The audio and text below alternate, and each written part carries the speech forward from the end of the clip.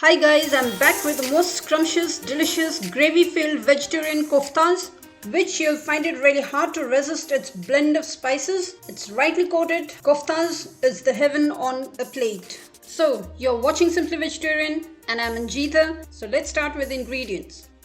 I've taken here 65 grams of dried soya chunks, on which I'll pour some boiled water and let it soak for 10 to 15 minutes. After 15 minutes, rinse them thoroughly for 5 times under tap water and squeeze out all the excess water. So this is how it looks. Now I'll start preparing the keema. You can use a mixie blender or a food processor. I'm taking here 4 cloves garlic, 3 green chilies and a small piece of fresh ginger. Let this blend first, then I'll add the rest of the ingredients.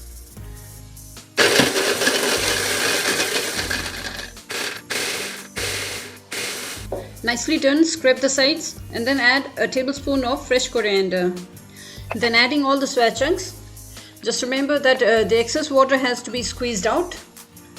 Close the lid. Blend them into a keema.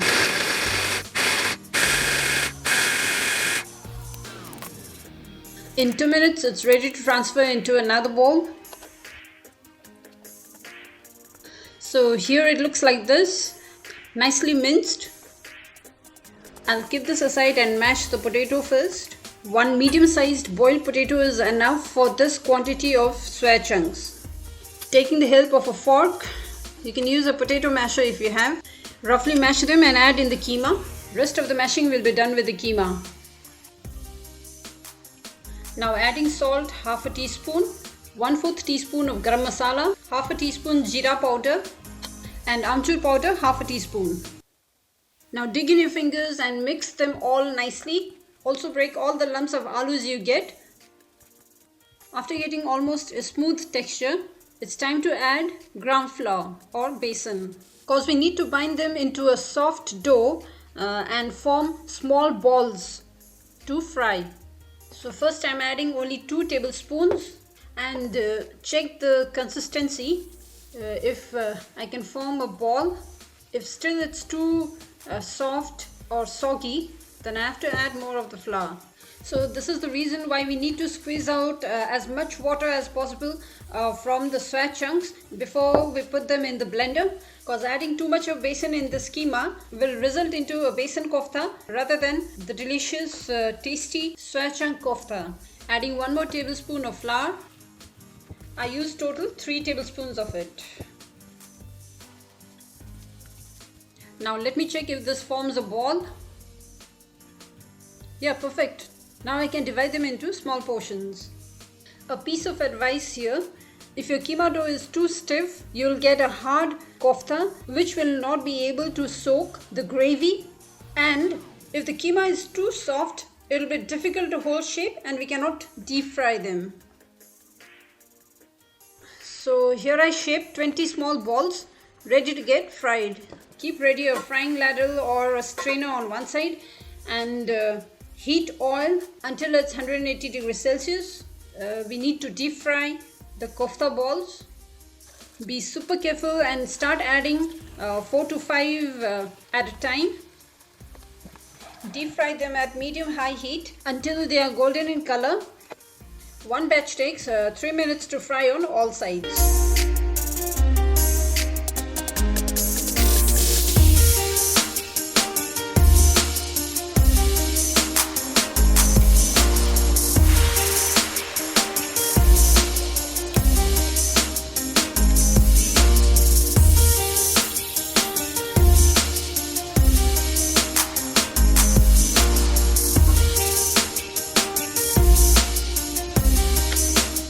So that's all my koftas fried and ready. Now the next step is to prepare a delicious gravy for them. As for the gravy, I have taken here 1 peeled medium-sized tomato. I'll just blend and make a puree out of it.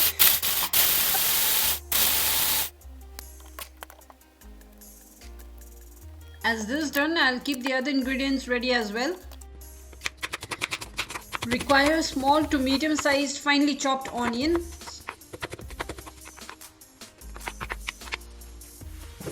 and some garlic. I have taken 5 cloves here.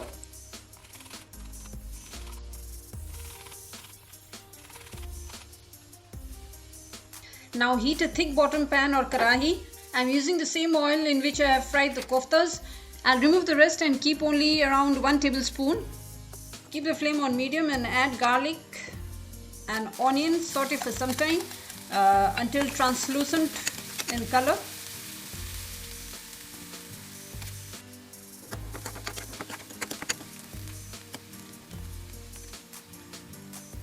Once done, add half a teaspoon of haldi powder.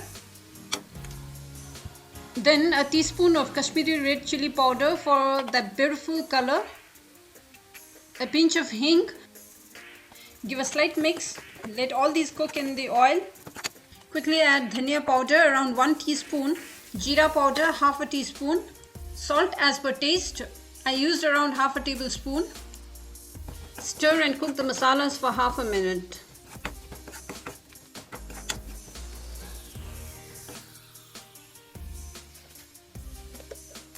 Now one secret ingredient, a teaspoon of sugar. This will balance the taste of the gravy. Then add the tomato puree.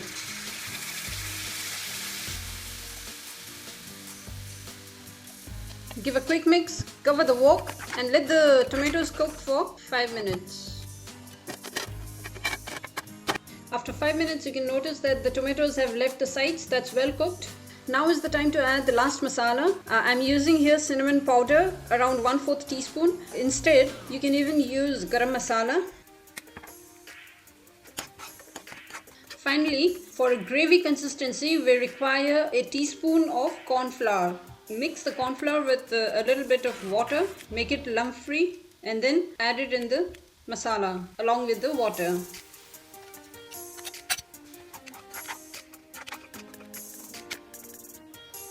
And the total amount of water I am using for the gravy is 550 ml.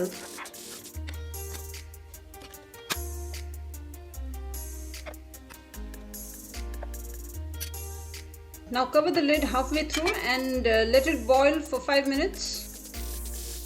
As it's been boiling for 5 minutes, the gravy is ready. It's time to add the fried koftas.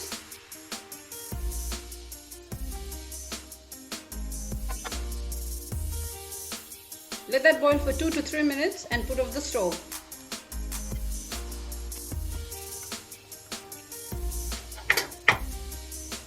Either transfer it to the serving bowl or keep it covered in the karahi for at least 5 minutes before serving. That way the koftas will absorb some gravy and they'll taste more delicious. Garnish with some fresh coriander, and if you have some cream you can sprinkle that as well, whereas that's totally optional. So that's it. Those Soya Wadi koftas are ready to serve with anything you could think of. But yeah, it goes well with pulau, rice, biryani, even chapatis. So that's your choice. So please give it a go. It's super yummy.